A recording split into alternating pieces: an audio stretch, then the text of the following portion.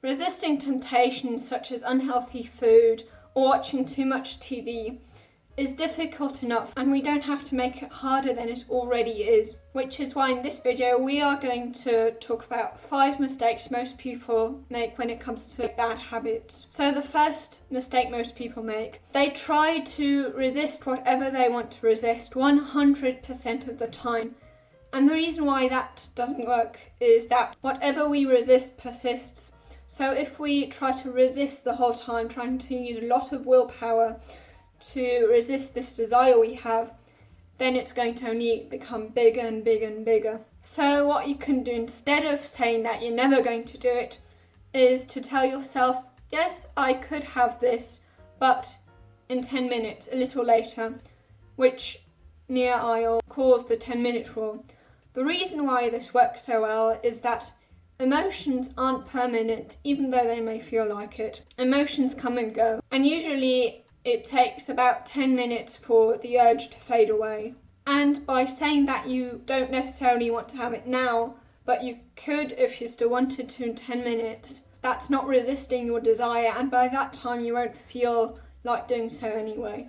And then the second mistake, what most people do is that they try to rely on only willpower and the prefrontal cortex, this brain region up here, which is therefore also willpower and decision making in general, uses up a lot of energy, which is why if you rely on willpower only, then you're going to have less and less willpower because you're going to have less and less energy. This is called decision fatigue when we have to make so many decisions, or when we've got so many options that we feel totally overwhelmed. For example, in a study that Roy Baumeister did, the participants were students who had fasted for a long time, and these students were told to go into a room in which they had radishes and also cookies. Now, one group was a control group. They basically could eat of whatever they wanted, so of course they went for the chocolate cookies, whereas the other group, they were told to only have the radishes. Now, the interesting part of this study is what they did afterwards, because after they had been in this room for some time, they were told that they should solve these geometry puzzles, which they were told would test their intelligence. But actually they didn't, because these puzzles were actually insolvable. What the researchers actually wanted to find out was how long it was going to take for them to give up. And it turned out that those who had to resist the cookies the whole time, they gave up way earlier than the others. They gave up after 8 minutes, whereas the control group only gave up after 20 minutes. And then the third mistake most people make is that they feel a lot of shame if they don't stick to their habit. And they feel that if they punish themselves, if they beat themselves up a lot for not having done it, that will basically not make them do it again, because they want to avoid punishing themselves after that again and feeling bad about it. However, if you think about it, the reason why we engage in bad habits is because we want to feel better as quickly as possible. And of course, if you feel a lot of shame, shame doesn't feel good, which means that if you feel a lot of shame, you're more prone to actually engage in a bad habit again, because you need to feel better very quickly because you feel so bad.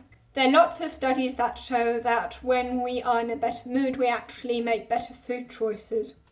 And that if we forgive ourselves for having procrastinated, we are less likely to procrastinate in future. And then the fourth mistake is that most people try to change their habits without changing their identity.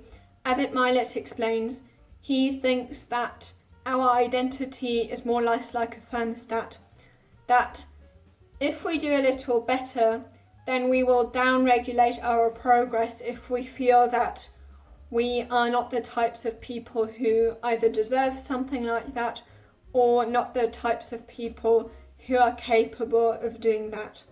And if we do worse than usually and that doesn't fit our identity, our thermostat, our identity will regulate that up again. And that's why self-efficacy works so well. Self-efficacy is basically when you have done something, feeling proud about yourself for having done that because we feel proud and we feel like we're more capable because we've changed our identity due to that action, we are more likely to behave in this way in future too. And then the fifth mistake is that most people don't expect setbacks to happen. We always think that our future selves are going to be better, maybe even perfect, and that to them everything that we struggle with now will be totally easy.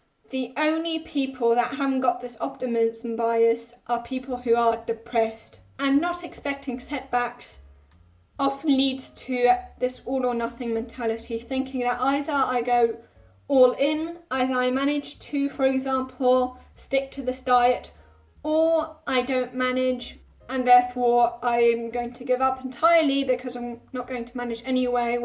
Once you've broken a diet by, for example, just having a little bite of a cookie, that will often lead to many people having lots and lots of cookies because they failed anyway. It's also very important to know how to actually break bad habits.